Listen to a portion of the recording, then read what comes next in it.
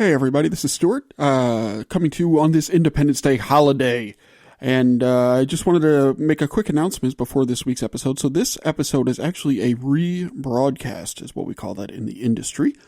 It's a rebroadcast of an interview we did last year with Meg Dotson of the Weather Service. And we thought this was a good one to rebroadcast on this holiday Monday, because it's appropriate for summer. She talks a lot about weather and weather forecasting, and also about water safety. And I just got back from a lake vacation in Ohio in which we cowered from a tornado for about an hour after first arriving, and then we had a lot of fun out on the lake. And so I had this episode on my mind, I guess. So enjoy this rebroadcast episode from last year, and we'll be back soon with new episodes. And in between now and then, for the 85% of you or so who are out there in the United States, Happy Independence Day, and for the 15% or so of you who are not, Happy Monday. Thanks, and keep grading those lakes. Teach me about the Great Lakes. Teach me about the Great Lakes. Welcome back to Teach Me About the Great Lakes, a exactly twice monthly podcast in which I, a Great Lakes novice, get people who are smarter and harder working than I am to teach me all about the Great Lakes. My name is Stuart Carlton, and I work with Illinois Indiana Sea Grant, which I often forget to say, and then I hear that I forgot to say it, so this time I'm remembering to say it. Illinois Indiana Sea Grant, iiseagrant.org. That's me. Well, that's who I work for. I'm me. I'm Stuart. I'm joined by my good friend Hope Charters. Hope, how are you? I'm great. Off to a good start already. It's going well this morning, I think. So we haven't been on it forever. What have you been up to, Hope Charters? I just moved into a new house, which is weird during a pandemic because nobody can help me do things. Right. And I've been buying lots of plants. That's pretty much my life right now. Yay, plants. It's all plants and pandemic. Hope's got the old double P action.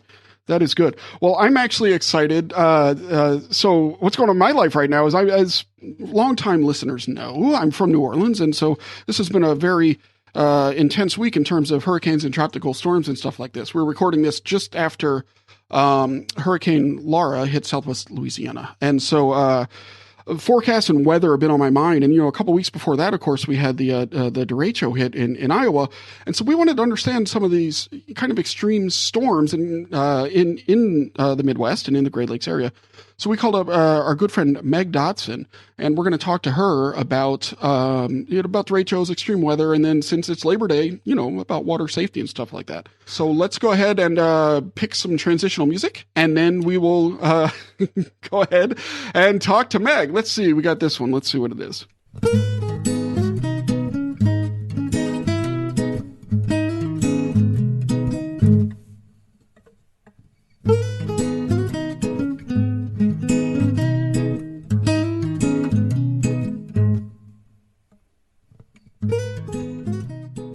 Okay, our guest today is Meg Dotson. She's a meteorologist with the Marine Program at the National Weather Service Northern Indiana Weather Forecast Office, or Weather Forecasting Office?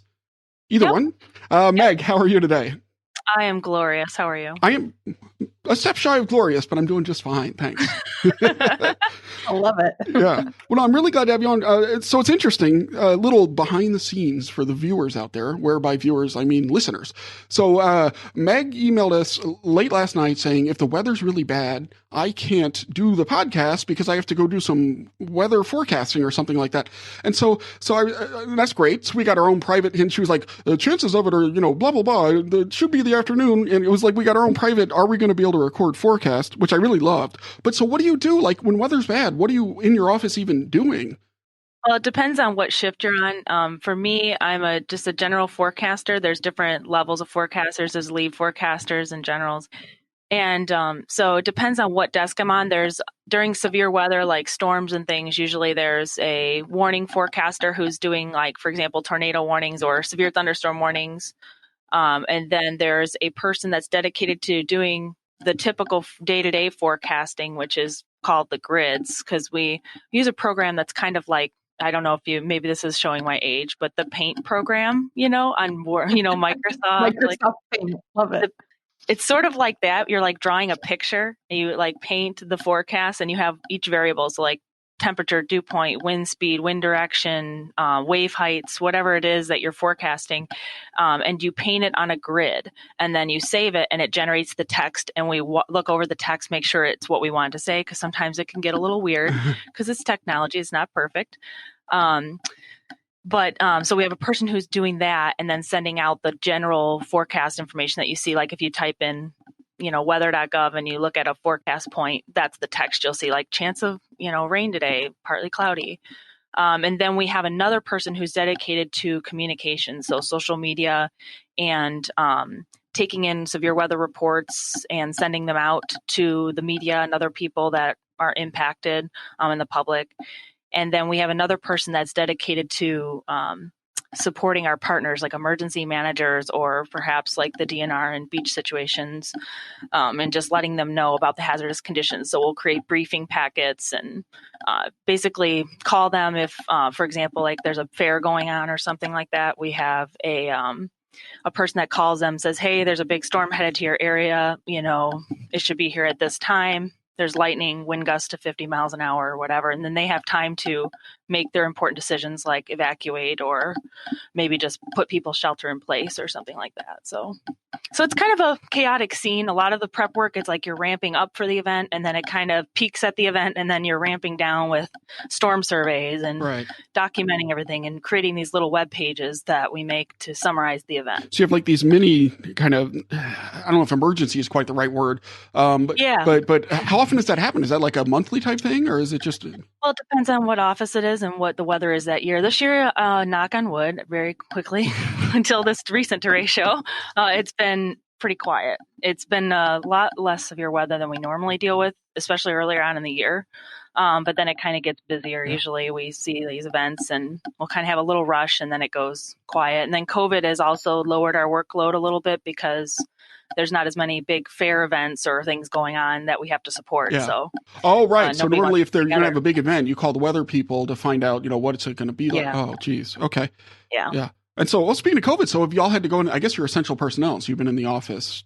Yeah, we have had reduced staffing. What we've done is sort of, if you can we do work research shifts where we can work on special program areas. For me, that's a shift for me to work on my drowning database or different things like that. The special projects we do locally in the office, we have dedicated shifts for those. So when we're on one of those shifts, we're able to work from home. If there's not active weather, one person who is normally the social media communicator can sign on from home and work from home, and they will do PowerPoint and things like that from their own computer or an office designated laptop. So we've been able to wing it. We just got moved to the next status of where we're allowed to be in the office Monday through Friday, full staffing as far as the operational staff. So that's like 3 or 4 people usually. Sure. Unless it's severe weather, then it's more like 6 or 7. But we wear masks, do the social distancing. Of course, yes. Over sanitize everything. Perfect. And if you're out there listening, wear masks, do the social distancing, over sanitize. Yes. It's all good. Or it's a good thing. Or as Hope likes to say, wash your hands. Or maybe she just tells me that. So what's been the most interesting weather related thing that's happened lately? Lately, well, probably the August 10th event was the more interesting recent event. But there's probably a lot that have been like more interesting over my 10 years, but that's probably the most recent one. And that was the derecho? Yes. What exactly is a derecho? Well, technically, if you want to go by the nerdy definition, definition. Oh, yeah. We love nerdy definitions. It is the wind damage swath from that storm, that line of storms, has to extend more than 240 miles and includes wind gusts of at least 58 miles an hour or greater along most of its length. And the event then can be classified as a derecho. I see. Is this something that kind of know when it's going on, or is it, do you look later and say, oh, that was a derecho right there? Yeah, it's usually after the fact. I mean, you can usually tell as it starts developing, and once it starts getting, I think at this point, like by the time it got to like Illinois, everybody's like, oh, this is going to be a derecho probably. Like, but obviously you don't know how far it's going to keep going. You can make a guess based on the conditions ahead of the storms, whether it's going to die or not. Yeah. So Stuart, you said earlier that it started in Iowa. I have no idea about any of this. I know that it happened, like I saw the effects of it at my house, but I didn't know where it started or what was happening. I believe it did start in Nebraska, technically, I think it did. And then it went into Iowa, Illinois, Indiana. It also hit parts of Wisconsin and Michigan as well. Yeah. But the more heavily hit places were like in Iowa and I think Illinois. And then it kind of petered out as it came into our area, which is like northern Indiana and Michigan. We did have some severe damage and we had 3 tornadoes in our forecast area, but which includes southern Michigan, northwest Ohio, and northern Indiana. So what kind of, I've been thinking about the forecasting aspect of it a lot. Especially because of the hurricanes. And so with the hurricane, you get like, lead up, right? It's like a week before, whatever. You'd be like, oh, this could be a thing. And then with each successive day, the models get better and better and better. But this just crops up quickly. Now, I follow Tom Coombs, our friend on Twitter, and you should too. You should go listen to his episode at teachmeaboutthegreatlakes.com/5. Oh, he's a good egg. Yeah. But like all of a sudden, like I was just sitting there, he's sending out pictures of like his tomatoes or whatever. And then next thing you know, he's like, I'm telling everybody to pull out of like that area of, so it seems like it happened really quickly and all of a sudden it was going to get bad fast. Is this the kind of thing where you don't have a lot of lead up or what? It's a little bit trickier with because of the scale of the events. And this kind of goes into, a lot of people have been calling this like, like an inland hurricane or whatever, like, cause it was so big and dramatic and it had so many impacts. But derechos are a little bit different in the sense that obviously they're not tropical, and they have similar damage impacts, but they're not quite as big in scope and they're a smaller scale feature. So like in meteorology, we have different scales of motion. So there's the synoptic scale, which is like your fronts and your high and low pressure systems. And then you have the mesoscale, which is like thunderstorms. So it's a little bit smaller scale. And then you have microscale, which is like maybe like a dust devil or something like that forms, or like some near to the ground circulations or things like that are basically impossible to predict. So as you have like the bigger scale, it's a little bit easier to predict. And obviously hurricanes in a much bigger scale than the thunderstorms that developed, even though they eventually became more widespread right. and larger in size. So long story short is we can predict that there will be severe weather, and that we know from past derechos, because they've been extensively studied, that the certain conditions are right for them to form, but we don't know if they will form because small scale things can go wrong really quickly. And modeling is really just not as good in the mesoscale, in that smaller scale, than it is in the larger so scale. Mesoscale is the smaller one. Okay. Yeah. Okay. So it's like you're going to have a lot of, I know it's a lot of words and terminology, but it's kind of hard to describe. It's just the bigger it is, the little bit easier it is to kind of forecast where it might go, and the less impact it is by those tiny little things. But thunderstorms are very sensitive to the surrounding environment, things that are hard to pick up. Like, for example, like the humidity from corn can impact the storm's movement and development. So fun fact. Small things that you can't really account for in modeling and things very well are going to impact it. And that makes it very unpredictable. So it can go from, hey, we might have severe weather. Hey, we have a high risk of severe weather today. But then all of a sudden it's, oh, wow, this big storm is coming and it's causing, it's caused us damage. And now all we got to do is make sure everybody downstream knows it's coming. Basically, that's why the weather in Indiana is always crazy, because we have so much corn. Well, that's what I'm hearing. Not only that, but we have Lake Michigan. Right. And so a lot of times the weather's coming from the west. That's just the way the systems usually move. And that lake can either, if it survives the lake, it's usually a really, really good storm. Yeah. And depending on the season, the air over that lake can modify things. It's not so much on like rivers and things like that, but it's more about like big lakes can modify the environment so that they're either conducive or not conducive to storms. And that actually brings up a good, well, first of all, if you want to learn more about lake effect, you should go listen to the Coombs episode. That is teachmeaboutthegreatlakes.com/5. But that brings up a questioner from listener Gene, who asks, using the hashtag #AskGreatLakes, so does the intensity or direction of a derecho change when it passes over a large body of water, like Lake Michigan, or maybe even something like rivers, who knows? But and so if they do, did you see any effect of that for the August 10th storm? I have never really heard of, and I could be wrong, but I have never heard of any kind of, like, I believe in that question I'd seen on Twitter was, like the Mississippi River or something. I've never heard of a river impacting anything, as far as storms go, but I know that from my experience, just the Great Lakes, themselves, like Lake Michigan, can impact things. And it's mostly what I've seen is like the intensity, maybe.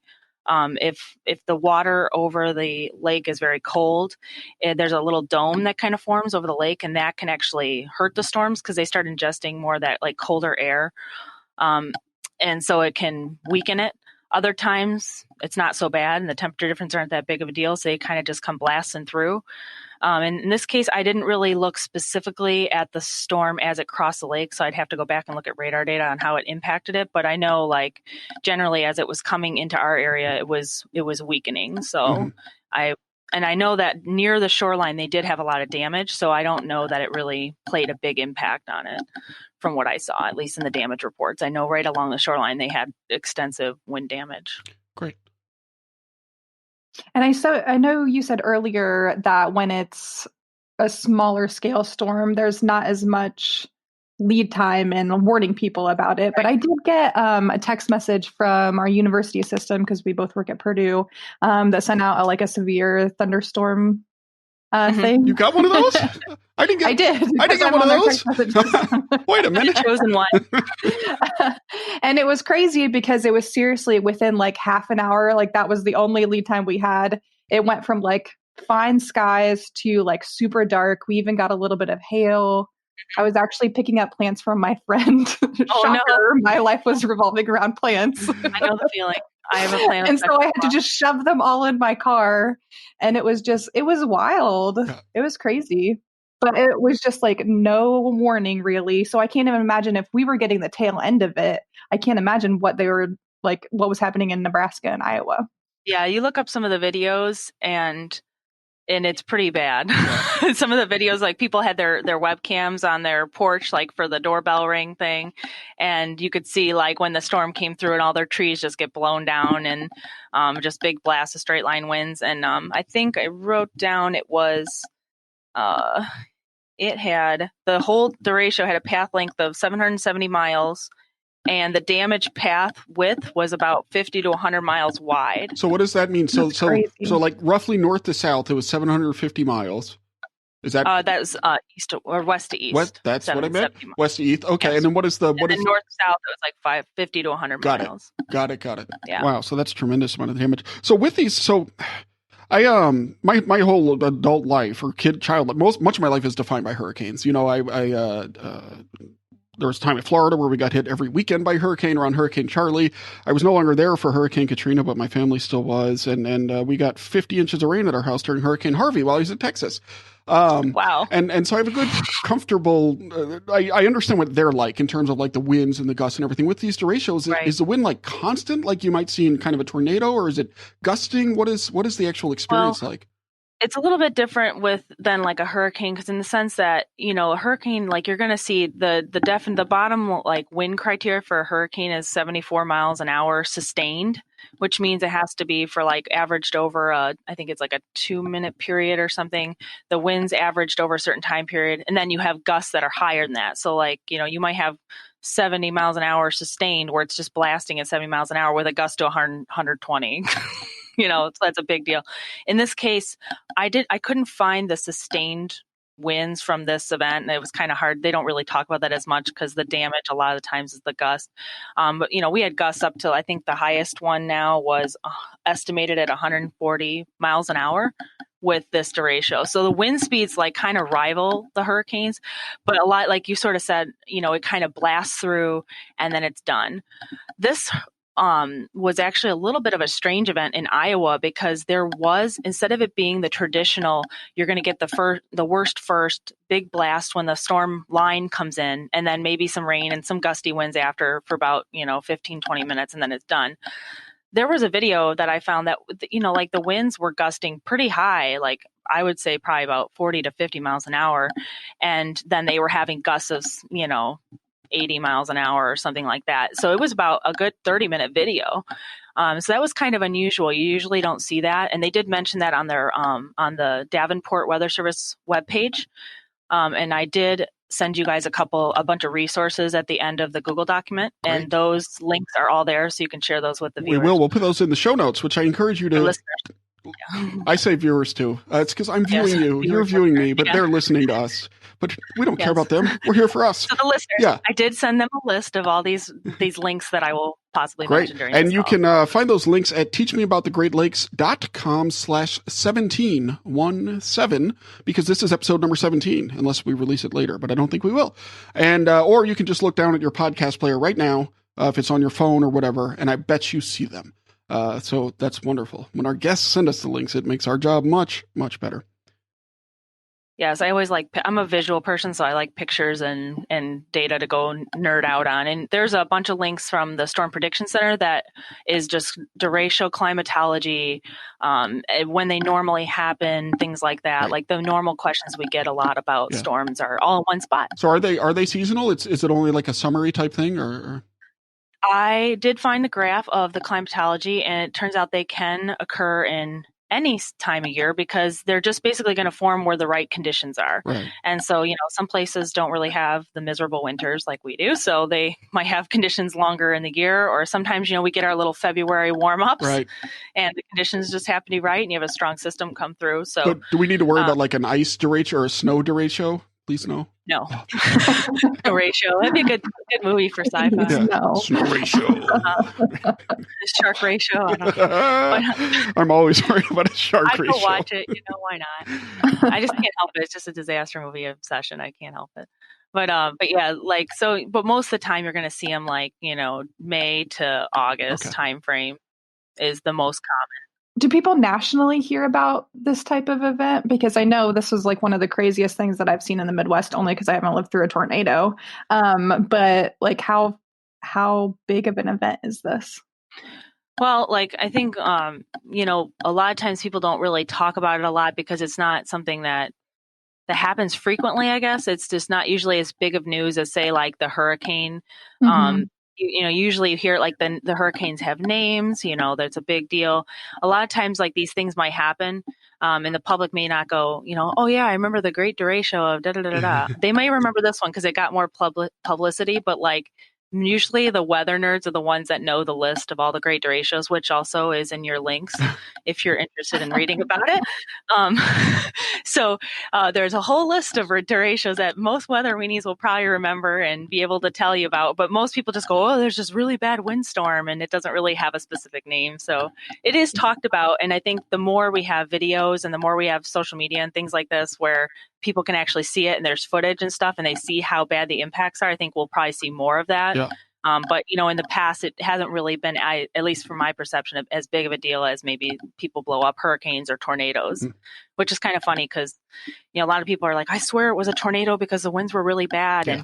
And, this damage couldn't have been caused by just wind. And I'm like, does it really matter? If you look at when I looked up the wind speeds, and I included a link to the EF scale for the tornadoes, just so the wind speeds that they had, what was it? The highest was 140 of a gust. That's the strength of an EF3 tornado. Okay. Wow, that's crazy. The measured one, I think, was 126. I think it was by an equipment, and that's an EF2 high end. So you're going to have it's tornado strength winds. The only difference is that the tornado is a funnel and the straight line winds are not a funnel. Right. And the scary part is this whole derecho spawned numerous tornadoes. So they spawn tornadoes on top of that. Yeah. So they can spin up tornadoes on the leading edge and certain points where you get these little notches that develop on radar, and they can create little quick spin ups that are technically tornadoes, but the overall wind damage from just the straight line winds is just as bad and actually more widespread, especially in the case of a derecho. A tornado is typically a more narrow path. Right. But people are scared of tornadoes because they look scarier than a big, Not on radar, they don't. This might be a really, really stupid question, but what happens when a derecho goes over like a Great Lake? Like, what does that become? A like great an inland derecho. hurricane? That's when it gets type its thing? highest form. Well, or does the lake? Like I said, the lake happen. can cause it to, depending on how the environment is over the lake and the strength of the system and the strength of the storm going over it, it can either hurt it and make it weaker because there's not as much like instability, or like if usually in like for example, if it went over the lake in like May, there's usually very cold water. And so that's going to create like a little bit of a temperature change. So instead of, getting the nice, juicy, moist, hot air that the derecho storm likes to eat to survive, it goes over the lake and it's like, ew, gross. What is this? This is nasty, cold air and it's not very unstable. This is not cool for me. I'm done. I quit. And it collapses and dies. Other times the air might not be so bad. The marine layer might not be so bad, or maybe the storms become elevated and they may not bring as strong winds down to the surface, but they still maintain their strength and then pick up the pace as they get back on land and get that moisture and surface instability that they need. So it really can depend. It does cause some hurricane-like effects on the lake, including medio tsunamis and rip currents and high waves, and seiches. So that's kind of that goes into the water safety realm. We actually had 7 people drown in a 5-hour period in Berrien County in 2003 after a very strong storm. It wasn't even a derecho. It was just a severe thunderstorm, 60-mile-an-hour winds, went through on July 4th, and then everything cleared. The sun came out and everybody went in the water, and all of a sudden everybody started getting pulled out in rip currents. Oh my. Because the water basically sloshes back and forth, kind of like a bathtub. Like the storm pushes all the water to one side, and then as it goes on land, the water just goes boop and slops back and forth. So that's like a sage motion, and that can enhance rip currents. Well, so let's. Yeah, I was going to ask, like, what happened to our coastal communities with this last derecho? There was a seiche, and there was a video of that seiche where the water level, I believe, I'd have to go double check the numbers exactly, but I believe it was like 1.5 foot fluctuation. So the water level went up when the storm was forcing the water over on shore. And then as it went on shore, the water was receded back. And you said the seiche is like the bathtub effect that you were talking about? Yeah, kind of like a bathtub effect. Yeah, like if you were like shaking a bathtub back and forth, the water's going to slosh back and forth because it's a closed basin, not like the ocean where it's just open and has all that, where in a hurricane or something, that water just keeps going like over that long distance and the waves can continue, until they kind of go on shore and you get that coastal flooding and things. It's kind of similar, but we don't usually have it on that big of a scale. But this year, the water levels are a lot higher. So when that water comes in, we actually did issue a beach hazard statement for dangerous currents after the storm went through and the waves, and then also a lakeshore flood advisory because some of the local areas see inland flooding from the water coming in off the lake. So it is sort of like a hurricane in that sense, but a smaller scale, and it's obviously not tropical. So do you feel like that's a big part of your job, dealing with water safety in Northwest Indiana? Yeah, for me it is, especially. It's just a passion of mine that I've had since I got in the weather service. I sort of accidentally fell into it. I got put on the rip current program up in Marquette, Michigan when I first got in, and they had me start working on a research project where we were collecting drowning incidents across the Great Lakes and gathering the weather and wind and wave conditions for the time of those incidents so we could see if there's a pattern so we could forecast them better. And so just kind of reading all the case studies and stuff, and working with the people that are involved with a lot of the drownings, like it just sort of became a passion. So it's a big part of any of the Great Lakes forecast offices in the sense that, they do the forecast and the warnings, but it's probably a little bit more of a passion, I guess, for some of the folks that are more impacted by like the Chicago office, Milwaukee office, and, even Marquette up there. Like we've had in the Grand Rapids office, we all are very motivated to kind of end the problem because there's so many lives that get lost every year. It's just a really frustrating experience. This does it feels like it's been kind of a bad year for water safety. You're hearing a lot about drownings, and we've seen some terrifying video of like kids out on that pier in Michigan City or wherever that is. Yes, my anxiety goes up just thinking about that video. Yeah. I don't know if we'll link to that or not. I'm hesitant to even spread it in all honesty. But there were two kids, I don't know, teenagers or tweens or something like that, who are out on the pier, and it's just they make it out, but it's terrifying to see. And I think they must have had to walk around a chain to get out, to get out on the thing. It's just, ugh. Yeah, it's really scary. Yeah. I mean, and like that's what we just tell people. Like, we look at all the data that we've collected. Over about half of our incidents occur near piers and break walls. So a lot of the times it's like about making smart decisions on when you're going to walk out there, because it's not totally dangerous to walk out there, when there's not a lot of waves or there's nothing really going on and, they have safety rails or something. Obviously, if there's ice there, that's a whole nother story. But, assuming normal conditions during the summer with flat lake, it's probably not going to be that big of a deal. But, if you're out there swimming near it, at any time there can be currents that are right along that break wall. And those are the ones that we have the most drownings from. So a lot of times people go out there, they jump off the break wall, they jump right into the current.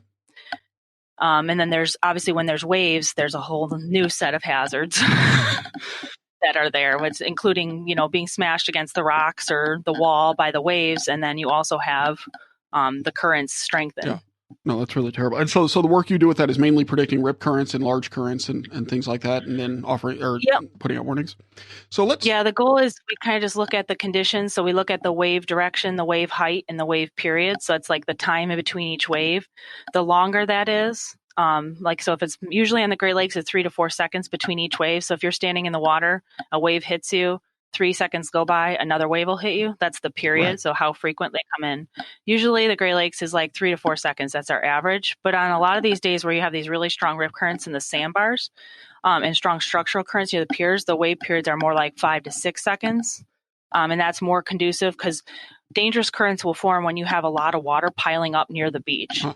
So big waves will cause water to pile up. Shoreline structures, river outlets, those kind of things are what's going to cause that water to pile up. So if you get bigger waves coming in at a direct angle with a longer period, that's going to cause really strong rip currents in sandbars and strong currents along the break walls and piers. Yeah.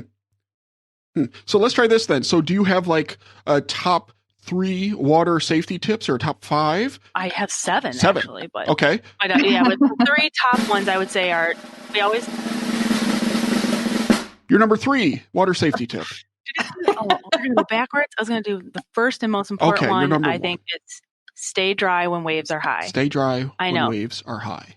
We have corny slogans for every single thing in the weather. Yeah. It's easy to remember, though. It's good. When thunder roars, go indoors, those kind of things. But stay dry when waves are high. When there's lots of lightning. Yeah, exactly. We can do this. You guys are nerds. Turn around, don't drown. I mean, we have a bunch of them, but stay dry when waves are high is number 1 because.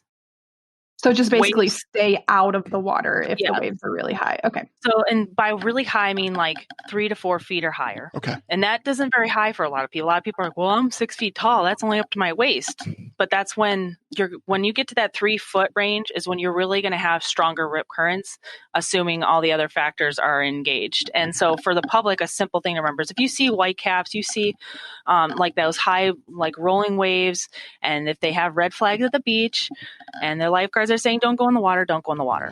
Just stay out. Well, the thing just say stay dry when they're high. What I always think about, when I'm in a river or something is water weighs like 7 pounds a gallon, right? And so you're thinking about it's only up to your waist, but that's hundreds of pounds of water surrounding it, maybe thousands. I'm not going to do the math, but there's plenty.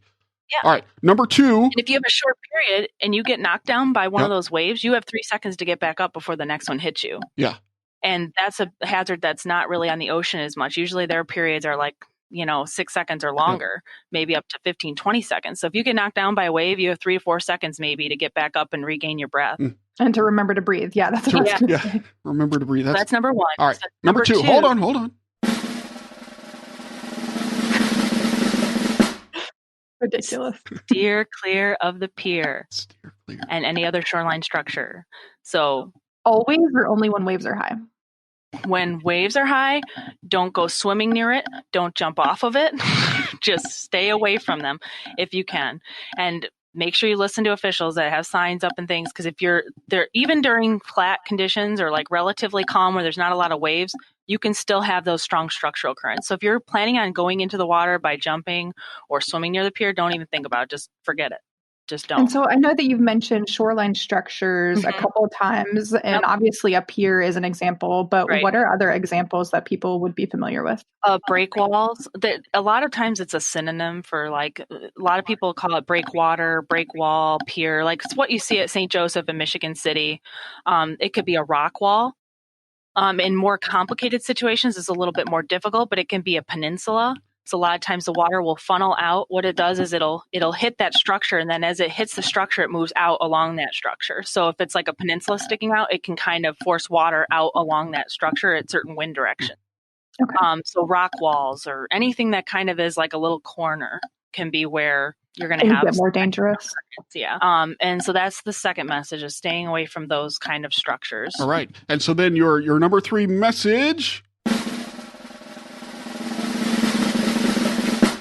Flip, float, and follow. That is how to escape a dangerous current or generally any drowning situation you're having.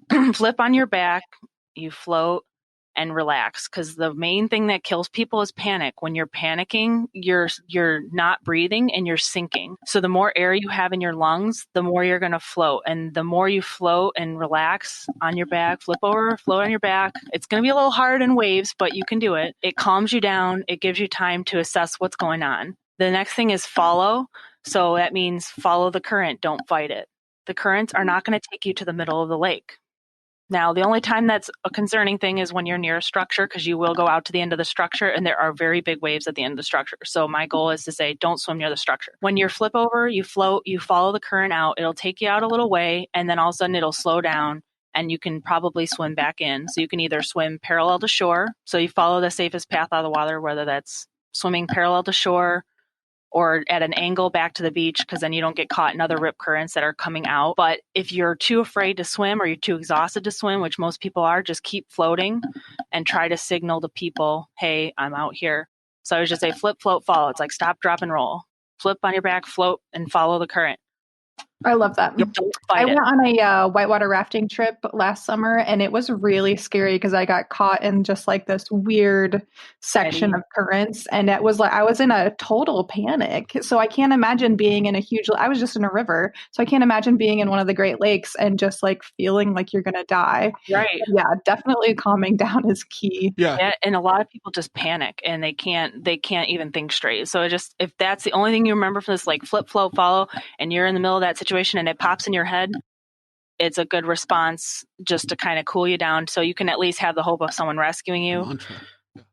Does it ever get so? Think about panicking. Yeah. So when you're in the forecast office, sometimes I imagine y'all are doing stuff pretty quickly, right? Yeah. Is that like ever an issue there, where like you find yourself getting like scared or nervous or panicky because you're trying to get information out? It seems to me like there's the real potential for that high stress environment. Yeah, it can be really stressful, and I think though I personally haven't had a lot of super intense situations compared to other forecasters. You know, like for example, forecasters at like the Lake Charles office down in Louisiana and stuff, like their houses are probably being destroyed when this thing's coming in. They're working despite knowing those things are happening. It's the same thing. Like if you're forecasting in a tornado warning, you have to issue that warning and you know your family's at home and it's going toward your house. That can be a really intense situation. And especially if you're a person who is like, you know, really cares about people, is very impacted by people and relationship. Like, you know, obviously everybody is to a certain extent. But if you're somebody that's like that, and I'm kind of one of those people, like when you want to make sure you get it right. You want to make sure you get that warning out. You want to make sure you did everything you can. And even when, you know, it doesn't work, like we put out these beach hazard statements, for example. Like, for example, tomorrow is going to be a high swim risk day. There's already a beach hazard statement out. I know that if somebody goes in that water tomorrow, which is a chance that they might, because it might be sunny some of the day, there's probably going to be people that are going to die. And you always sit there and go, could I have done something different? You know, can I have done something else? What else could we have done to stop that person from making that decision? Yeah.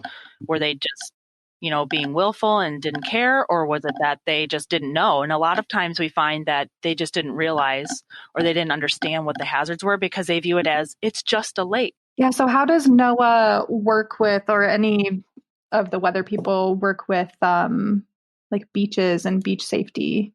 What is your role in that? Do you just like give them all the information and expect them to disseminate it through the community?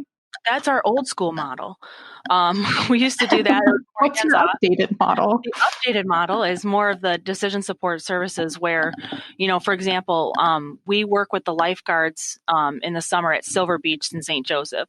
We do an annual training for them where we talk about waves and currents, we talk about the forecasts we issue, and we talk about giving them briefing packets on days where we expect dangerous conditions. So tomorrow, obviously, there's going to be high swim risk conditions. There's going to be high waves, northerly winds, good, strong current development. And so we've sent them a briefing packet with images of what the waves are going to do through the day, when they're going to come down, when we expect the worst conditions, what types of currents we expect. So it's a little bit more detailed.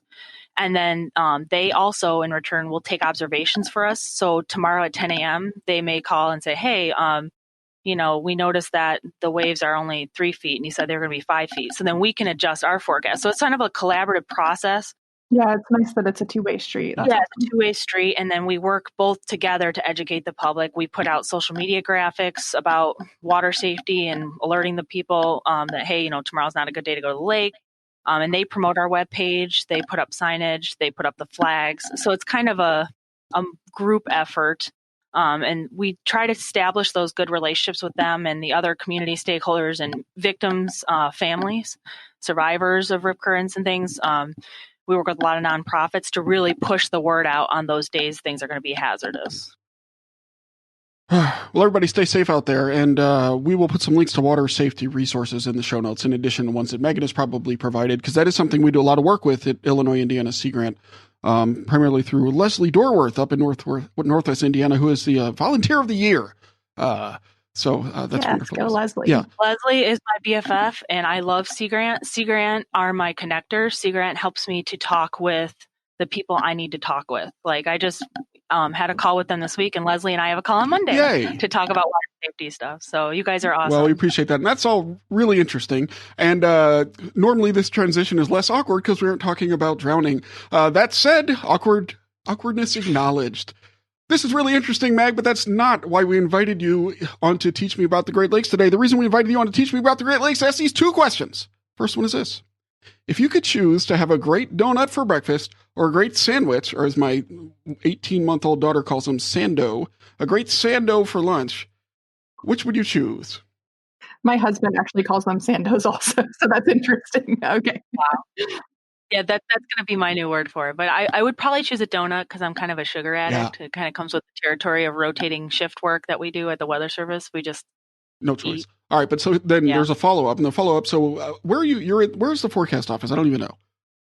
This forecast office is in a little tiny town in the middle of nowhere called Syracuse, Indiana. Indiana.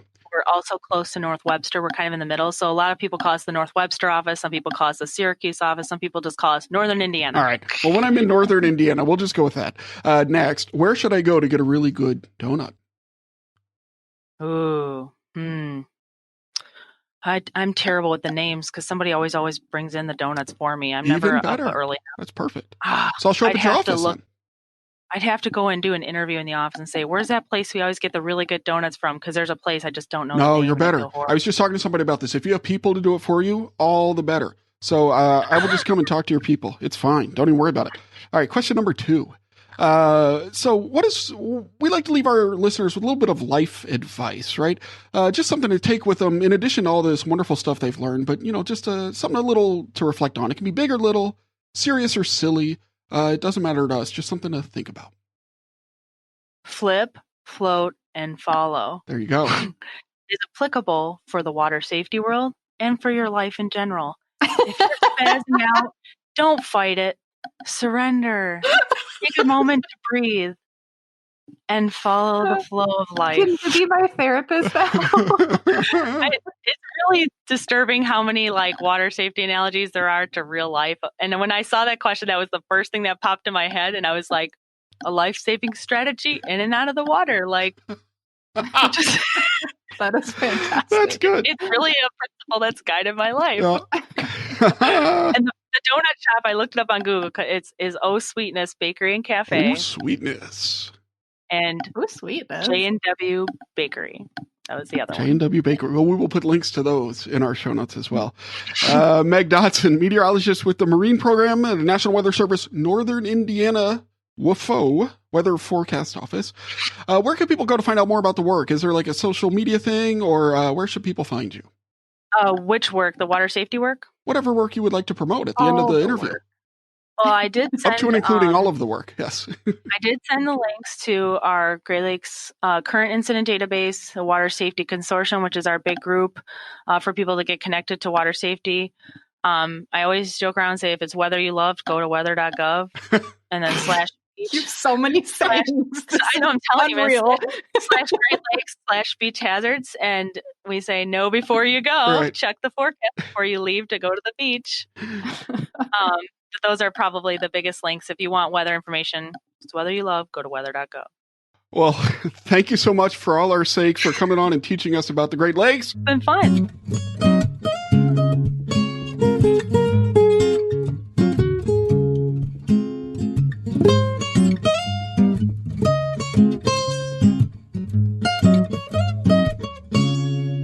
Always great to learn about both water safety and derechos. It's we covered a lot of ground in this week, Hope. Yeah, and it's kind of sad too, talking about all the deaths that happened in Lake Michigan. But it was really interesting to learn about derechos and all of the interesting sayings that come along with water safety in the Great Lakes. Yeah, once you get started with these sayings, you can't stop, right? I think is the thing. And so you keep creating new ones. So I know that's what I'm going to be. I'll list some of them, the ones that I come up with while editing in the show notes, and you can tell me if you like any of them. So that's good. So what is something you learned about the Great Lakes this week? That is a great question. I think that my favorite thing that I learned about the Great Lakes is what happens when there are high waves. Like, I didn't realize that because it's a basin and it's not a never-ending ocean, that they have the sage, I think she called it. It's like this bathtub effect that gets really dangerous when you're on the beach. And so I will be looking out for that next time I go to the Great Lakes. Yeah. No, that's good. I learned that. I learned a lot about the specific causes of water safety and drownings, which I hadn't really thought about what it is that causes it. And so I think those three slogans are so important to remember, right? It's stay dry when the waves are high, flip, float, and follow, both when it comes to waves and when it comes to life, and steer clear of the pier. As someone who does reporting into Sea Grant's reporting thing, which is called pier, I agree. We should stay clear of the pier. That's really great. Well, I encourage people to go follow us on social media. They can check out the show Twitter at Teach Great Lakes. Teach Great Lakes. Yep. Or you can follow Illinois Indiana Sea Grant at ILIN Sea Grant. Yep. And this was going to be the week in which I actually created credits to read. However, I failed to do that. So I encourage you to look down in your podcast player for all the credits. Thank you so much for listening, and keep greating those lakes. And please be safe. Yes.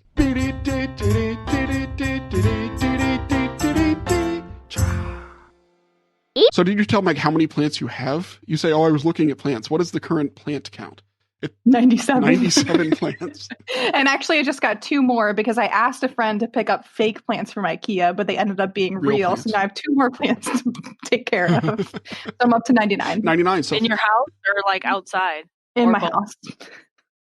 Do you have like an like a plantarium kind of deal? I have a plant room. My sunroom is my plant room. It's really pretty. I am so. You need to like send me pictures of that. Like, I just made a Zen garden in my backyard. Like, I'm like obsessed with gardening. Okay, right I'll now. send you pictures of my plant room if you send me pictures of that Zen garden. And you just sit in your backyard saying flip, float. I do. Follow. Oh no, yeah, she's like meditating. I sit on my giant piece of schist rock, and I don't give a schist, and I just flip. Okay, I'm sorry. I'm done with geology. No, that's all good. That's all good. Hey, do you mind if I include that in at the end? Sometimes we have goofy little things, sure. But I don't want your schist to be all over the podcast if you